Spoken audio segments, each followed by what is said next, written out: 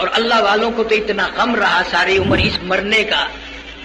خواجہ قطب الدین بختیار کاکی سارے کہہ دو رحمت اللہ علیہ، اتنا بڑا ولی. بابا فرید الدین شکرگنج رحمت اللہ علیہ کی پیر کی بات کر رہا ہوں، بڑے بڑے ولیوں کے پیر کی بات کر رہا ہوں، آج کل کی نہیں. آخری وقت آیا، وصیت نامہ لکھ دیا. ہم تو یہی لکھیں گے نا، چھوٹی بیوی کا فلانا بنگلہ، بڑی بیوی کا فلانا گھر، فلانا زمین اس کی. ہم تو یہ وصیت، اور یہ بھی نہیں لکھیں گے تو خوب کچہریوں میں گالیاں ملیں گی. اللہ والے نے وصیت نامہ لکھا. اس لیے عرض کر رہا ہوں، لوگ یہ کہتے ہیں کہ یہ ولیوں کو نہیں مانتے. دیکھو ہم تو ولیوں کے جنازے کو بھی وصیت نامے کو ہی مانتے ہیں. خواجہ قطب الدین بختیار کاکی رحمت اللہ علیہ نے لکھ دیا، میری نماز جنازہ وہ آدمی پڑھائے جس کی ساری عمر میں، ساری عقل ہوش میں بالغ ہونے کے بعد ایک وقت کی نماز نہیں بلکہ ایک وقت کی جماعت کی نماز قضا نہ ہوئی ہو. جماعت، نماز نہیں جو ہم قضا کرتے ہیں، جماعت. میری نماز جنازہ وہ آدمی پڑھائے جس کی ساری زندگی میں ایک وقت کی جماعت بھی قضا نہ ہوئی ہو. سواری 3 سواریوں کے سوا کچھ نہ تھی، گھوڑا، گدھا، اونٹ یا پیدل، بس. اتنا بڑا مجمع جنازے کے لیے آیا. 20,000 محدث تھے، 80,000 قرآن کے حافظ تھے،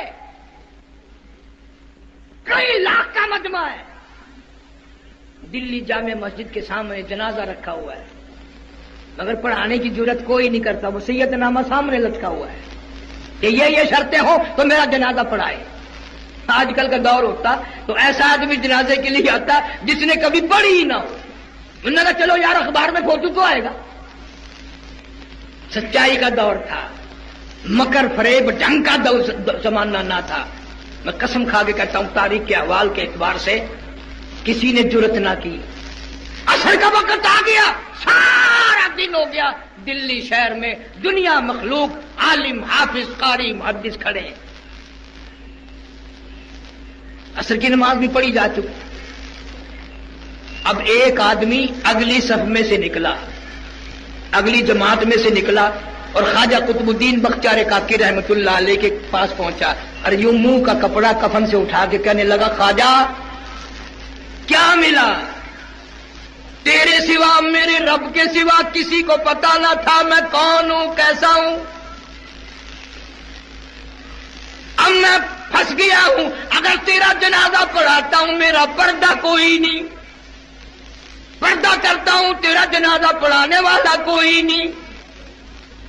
او خواجہ اپنی اللہ اللہ کر کے چلے گیا، کیا ملا؟ میرا راز فاش کر دیا، مجھے لوگوں کے سامنے رسوا کر دیا، میرا پردہ کھول کے دنیا سے گئے، کیا ملا؟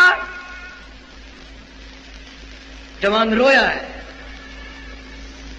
اور اتنی سی بات کہہ کے جماعت صفے بندی تو کھڑی تھی، صبح کی نماز پڑھا دی. میں تمہیں قسم اٹھا دیتا ہوں، علماء نے جو لکھے ہیں کسی نے اعتراض نہیں کیا کہ تیرے اندر فلاں شرط نہیں تھی، کسی نے اعتراض نہیں کیا. اتنا متفقہ، تمام امت کا متفقہ. اور ایک اور سن لو، یہ کسی مسجد کا ملا امام نہیں، خطیب نہیں، کوئی شیخ الحدیث نہیں، مدرس نہیں، مفتی نہیں، قاضی نہیں، یہ عین اسی وقت کا بادشاہ خواجہ شمس الدین التمش تھا. مسلمانوں کبھی بادشاہ ایسے ہوا کرتے تھے، جماعت کی نماز نہ گئی، تہجد کی نماز نہ گئی، عصر کی سنتیں نہ گئی، غیر عورت میں کبھی نظر نہیں پڑی. شمس الدین التمش کو پوری دنیا نے یہ ثابت کرتے ہوئے دیکھ لیا کہ واقعی یہ صفتیں ساری اس میں موجود ہیں. آج چھوٹا بڑا اپنے آپ کو بالکل فارغ سمجھتا ہے، مجھے کون پوچھنے والا ہے. نہیں، یہ بات نہیں ہے. جب وہ پوچھنے پہ آئے گا تو بتانے والے ملیں گے بھی نہیں. کون ملے گا؟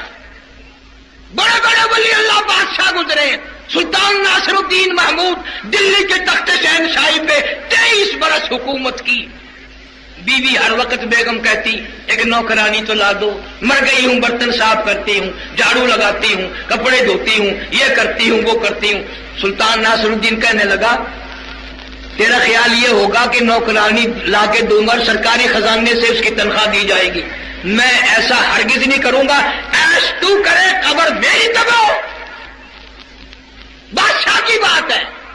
غیاث الدین بلبند رحمہ اللہ نے دلی کے تخت شہنشاہی پہ 21 برس حکومت کی، 21 آنے بھی سرکاری خزانے سے نہ کھائے۔ سلطان عالمگیر رحمت اللہ علیہ نے تیاری کی مرنے کی، تم سوچ رہے ہو وہ زہر نہیں کھایا بلکہ تیاری کی، دیہات سے کپاس منگوائی، روئی، اس کو کٹوایا اور اس کا پیسے دے کر کپڑا بنوایا اور کاٹ کاٹ کر اس کی ٹوپیاں اپنے ہاتھ سے سی، اور وہ ٹوپیاں چاندنی چوک دلی میں کھڑے ہو کر کے فروخت کی۔ 6 روپے 12 نے رقم بنی، ایک تھیلی میں بند کر کے اوپر مور لگا دی اور لکھ دیا عالمگیر کا کفن ان پیسوں سے خریدا جائے۔ یہ میری مزدوری کے پیسے ہیں، یہ میرے حلال کے پیسے ہیں، یہ میرے خون پسینے کے پیسے ہیں، یہ میری کمائی ہے۔ میں پرایا اور غلط قسم کا کفن پہن کر اللہ کے یہاں جاتا ہوا شرم آتی ہے۔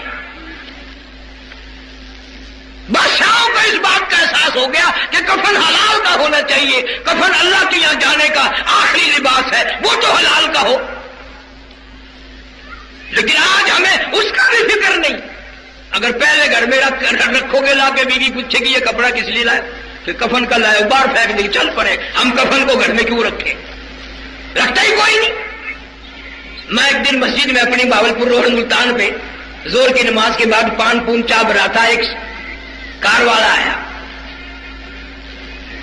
اور واپس کار کر کے جانے لگا۔ میں کھڑا ہو گیا، میں سمجھا تھا نماز پڑھنے آیا، اور میں نے کہا نماز نہیں پڑھتا، کہ کہیں اور پڑھوں گا۔ میں نے کہا کیوں؟ مجھے کہتا ہے تم یہاں نماز پڑھنے نہیں دیتے۔ میں نے کہا کیسے؟ کہ یہ جنازے کی چارپائی سب سے سامنے کھڑی کی ہوئی ہے۔ منجا کا دیکھ کر مجھے تو دل کا اٹیک ہونے لگا ہے۔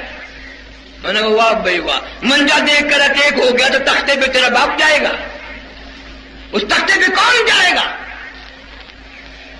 اس کے لیے کہتا کہ آنے والی کس سے ٹالی جائے گی، آنے والی کس سے ٹالی جائے گی، وہ جان ٹھہری جانے والی جائے گی، روح رگ رگ سے نکالی جائے گی، تجھ پہ ایک دن خاک ڈالی جائے گی۔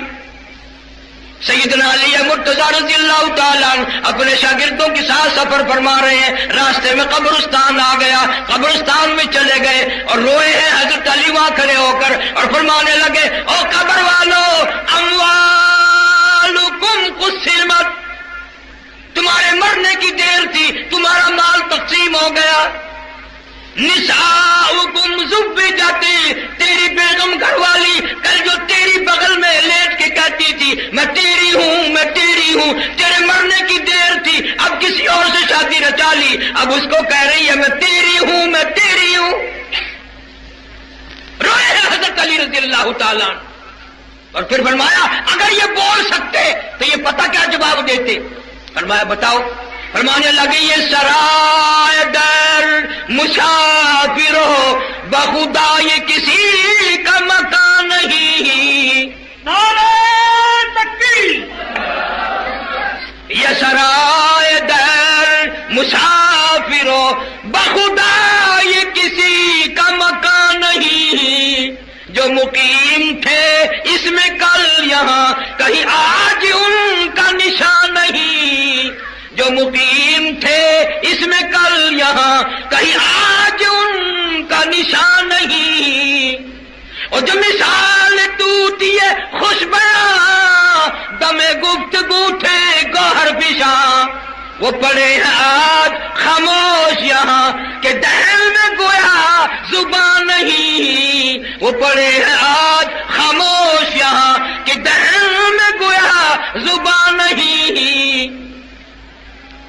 آخری وقت ہوتا ہے، کروٹیں بدلتا ہے، بے چینی، الجھن، بے تابی، بے قراری، آنکھیں پھٹی جاتی ہیں، سینے کے اندر پیس ڈالنے والی چکی چل رہی ہے، آخری وقت ہے۔ کون پوچھے ابا جان تیرا کیا حال ہے، کون پوچھے بیٹی تیرا کیا حال ہے، بیگم صاحبہ کیا بنی، کون پوچھے اس وقت ہے۔ فرمایا کل متاع الدنیا قلیل والآخرۃ خیر لمن اتقى ولا تظلمون فتیلا، دنیا تھوڑے دنوں کی ہے، آخرت کا سفر بڑا لمبا ہے، تیاری کر کے آ۔ جناب فاروق اعظم سارے کہہ رضی اللہ تعالیٰ عنہ، کسی نے دیکھا کروٹیں بدل رہے ہیں، زمین پہ لیٹ رہے ہیں، بے تحاشا رو رہے ہیں، کسی نے پوچھ لیا فاروق آج کیا ہوا؟ فرمانے لگے قبر کا اندھیرا یاد آ گیا۔ جناب امیر عثمان رضی اللہ تعالیٰ عنہ جہاں قبر نظر آتی بیٹھ کے رونے لگتے، زمین بھی آنسوؤں سے تر ہو جاتی۔ کسی نے کہا امیر عثمان تجھے تو 10 مرتبہ نبی پاک صلی اللہ علیہ وسلم نے بہشت کا ٹکٹ عطا فرمایا، آپ کیوں روتے ہیں؟ فرمایا لوگوں اس اندھیری کوٹڑی میں آئے بغیر گزارا نہیں، آنا پڑے گا۔ دم نکلتا ہے، قرآن کہتا والنازعات غرقا، قسم ہے ان فرشتوں کی جو روح کو رگوں میں سے گوتا مار مار کر گھسیٹ کر لاتے ہیں۔ سیدہ فاطمۃ الزہرا رضی اللہ تعالی عنہا کے بارے حضرت انس کہتے ہیں، حضرت علی بھی فرماتے ہیں کہ حضور صلی اللہ علیہ وسلم کے وصال کے بعد 6 مہینے زندہ رہی، نہ کسی نے کھانا کھاتی دیکھی، نہ کسی نے پانی پیتی دیکھی، اور نہ کبھی ہنستے ہوئے دیکھا، ہر وقت رویا کرتی تھی۔ اور انس اور طلحہ اور زبیر وہ ہاتھ تو دکھاؤ جن ہاتھوں سے تم نے میرے ابا کی قبر پہ مٹی ڈالی۔ میں کس نبی کا ذکر خیر کر رہا ہوں تجھے تو یہ بھی پتا نہیں، اتنا غمخوار نبی، اتنا وفادار نبی کائنات نے نہیں دیکھا۔ ابن شام لکھتا ہے کہ آخری وقت آیا، اسرائیل علیہ السلام تشریف لائے، کنڈے دستک دی، هل ادخلوک فی البیت، کیا میں گھر میں آ سکتا ہوں؟ جناب فاطمۃ الزہرا رضی اللہ تعالیٰ عنہ جو پریشان بیٹھی تھی کہنے لگی او دیہاتی گمار کہیں کے پاگل کہیں کے، تجھے اجازتوں کی پڑی ہے، میرے ابا بے ہوش ہے۔ حضور کریم صلی اللہ علیہ وسلم کے کانوں میں یہ لفظ پڑ گئے، فرمایا بیٹی کس کو دیہاتی کہتی ہو، کس کو گمار کہتی ہو، کس کو پاگل کہہ رہے؟ یہ تو وہ ہے جو عورتوں کا سہاگ اجاڑ دے، بچوں کو یتیم بنا دے، کائنات کو جاڑ کے رکھ دے، یہ تو تیرے ابا کا مقام ہے جو